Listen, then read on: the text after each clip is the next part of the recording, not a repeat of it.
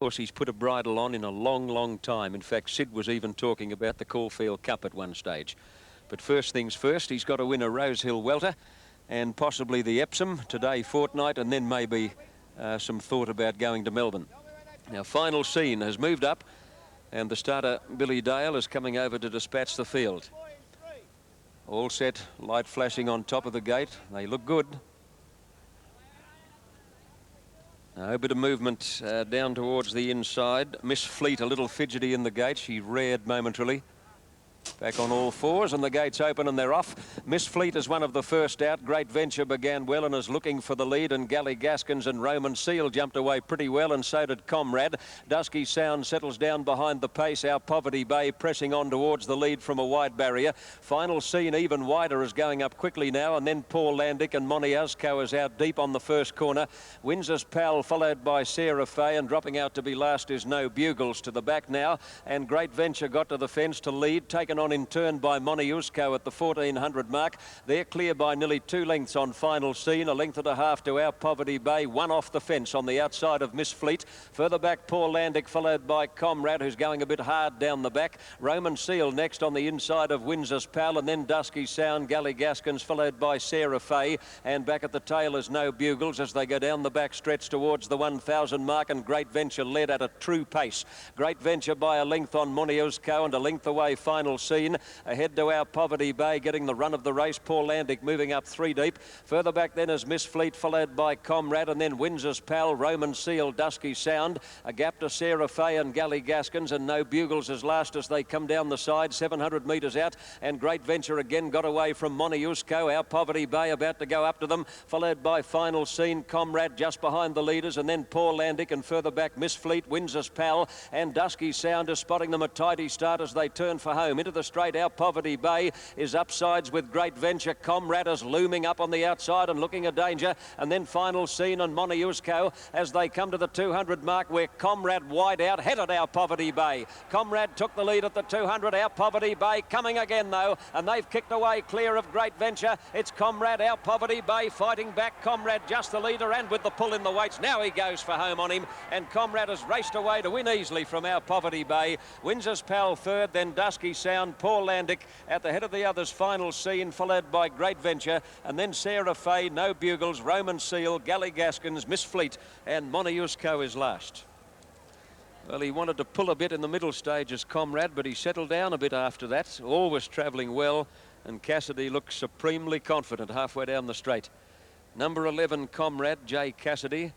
Number 6, Our Poverty Bay, K. Moses. And number 2, Windsor's Pal, Ken Russell. And the winner is going to pay $8 and $2.20. The runner-up is going to pay $1.30, and third, $5.40 for Windsor's Pal. And you've seen the first of our live races on Wide World of Sports. Back to you, Chappelli. Thank you, Tappy, and I must say it is nice to be back on Australian soil. Not a bad bit of Australian soil we're looking at either here at Sanctuary Cove, and I'll take you up on that offer to buy me a beer, mate, but I'll get into training. Beat the Colts in the AJC Derby of 1944. And in that era, it was quite something for a filly to win the Derby. As a matter of fact, it's been pretty rare in subsequent years, although there seemed to have been a rush of them in the 80s. Rose of Kingston did the job in, I think, 1982. Tristark a couple of years later, and of course this year the great filly Research. So it's no longer the impossible goal that it once appeared to be. Still, T-Rose was the pioneer, and she deserves to have this race named in her honour. Ken, there are 15 starters, and Neville Begg supplies exactly 1/3 of the field, 5 runners. I don't think you'll be winning, John. Let's look at these prices. Now, bookies in the betting ring have taken a bit of a set against Tristan R, but she's still short odds on the tote, $2.20 for $1. You can probably get 2 to 1 in the ring. Number 2, A Little Kiss at 11 to 2, 30 to 1 Spirited Way, 40 to 1 Now Jolly, 80 to 1 Kenaloa. Now this horse, French Gypsy, is 13 to 2 on the tote. She's a lot shorter with bookies. She's been a bit of a go. 9 to 1 Gamine, 66 Dalmator, 11 Reverse Pass, out to 12 to 1 now. Ochiltree is out to 6.5 to 1. She's been well backed in the ring.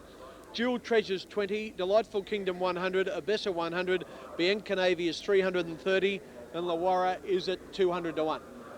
I'm on Tristan R, but I'm terrified, particularly with all this support for French Kingdom. Here's Johnny. Okay, Ken, big run, French Gypsy in the race, won by Tristan R at Randwick the other day, and she looks trained to the second. Now, starter Billy Dale is coming over to release the field in the BMW 7 Series T-Rose Stakes, named after a Derby-winning filly of the 1940s, and they're off. And Bianca Navy is slow to move at the start. Gamine dwelt slightly. First out, A Little Kiss, beginning smartly. Delightful Kingdom looking for the lead. Dalmator and French Gypsy getting into a good spot. Tristan R began well, but she's trapped wide early. And then La Warra, followed by Reverse Pass and Canaloa. Spirited Way is out deep on the outside of Ochiltree. A gap to Jolly, followed by Gamine and Dual Treasures. And then Bianca Navy. And back at the tail is Ibessa.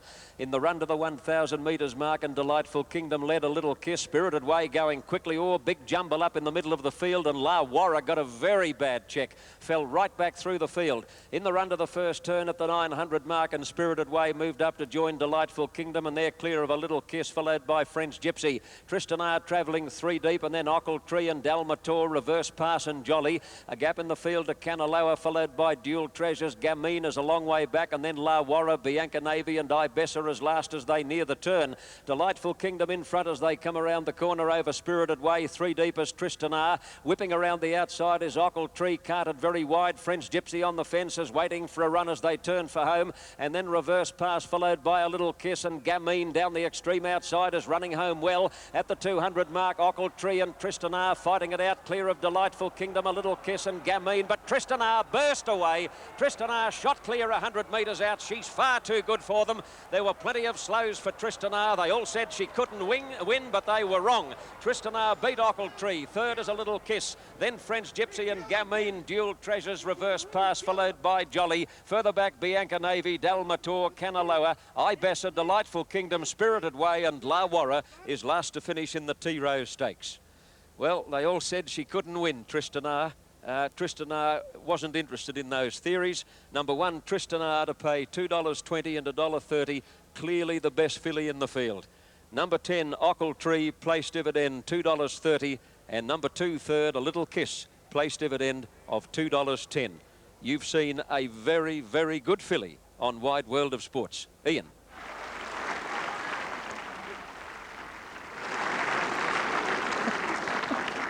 Yes.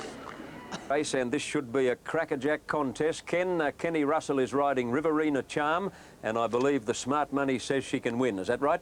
There's plenty of money on her. She's favourite in the betting ring, John, but I'm on Zemoff. Let's look at these prices.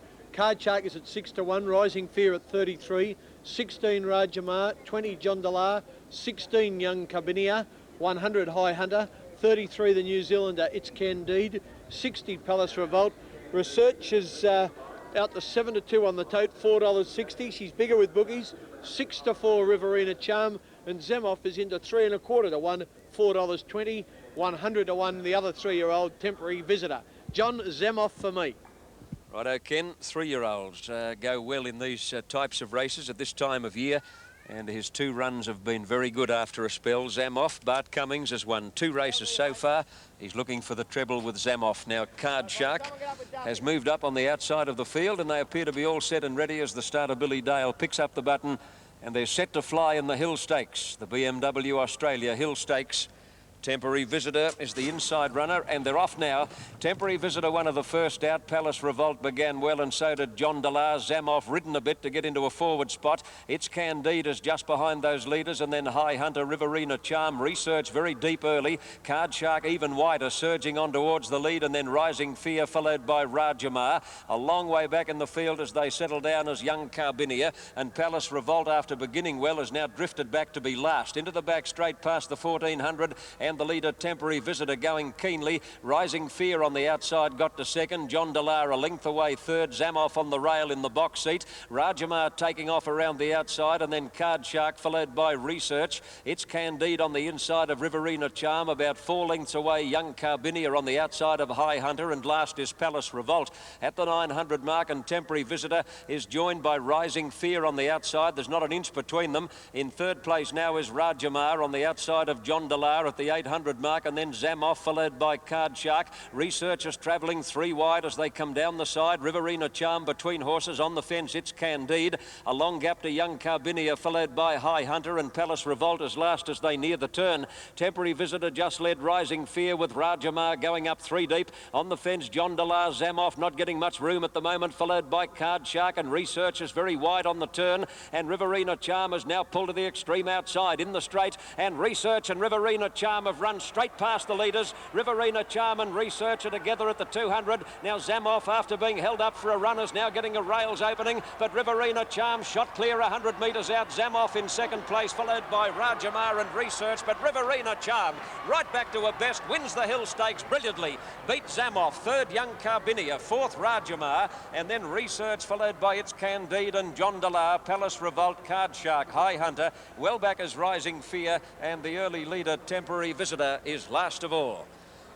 Great ride by Ken Russell on Riverina Charm. Ken had a heavy fall at Newcastle during the week, but has bounced back with a vengeance to win on Riverina Charm. Number 10 to pay $2.60 and $1.40. 11, Zamoff second, $1.40. And third, number 5, Young Carbinia, a place dividend of $4.40. Is Riverina Charm back to her best? I'll tell a man she is. And home she goes in the Hill Stakes for 1989 with the Monto Marvel, Kenny Russell on board. And you watched her win on Wide World of Sports as we go back to the tennis. Thank you very much, Johnny Tapp. Well, Ken Rosewall serving at 1-2, leads 40-15. Now, mate, we've got one hell of a contest here, haven't we? This is a tremendous contest. Kenny Rosewall, nothing. Not ready. Bit of movement towards the centre. Set, off and running. Pretty good start. Red Express is about the first out. Glacier Peak began well and is going to the lead. Nanyatara prominent, followed by Noble Clubs, and Mr. Foxtrot close handy. Not too far away, Dieu d'Or, and Liverstone Lane is quickly going up into a good spot, followed by Temple Front, My Red Deer, and then My Kind of Girl, and well back early Coal Diesel with Regal Native, and Dalgan has dropped out to be last of all. As they race to the 1100 mark, and Glacier Peak just led. Mystical Prince in the centre with Liverstone Lane making a line of 3 2.5 lengths away. Mr. Foxtrot on the outside of Noble Clubs. 3 deep is Red Express, and then Dieu d'Or, followed by Temple Front out wide. Nanyatara between horses, further back My Red Deer, Regal Native, Coal Diesel, My Kind of Girl, and Dalgan is last of all. Down the side, 700 metres out, it's Mystical Prince on the outside, just shading Glacier Peak, a length and a half away, Liverstone Lane, and then Noble Clubs, Red Express, Mr. Foxtrot.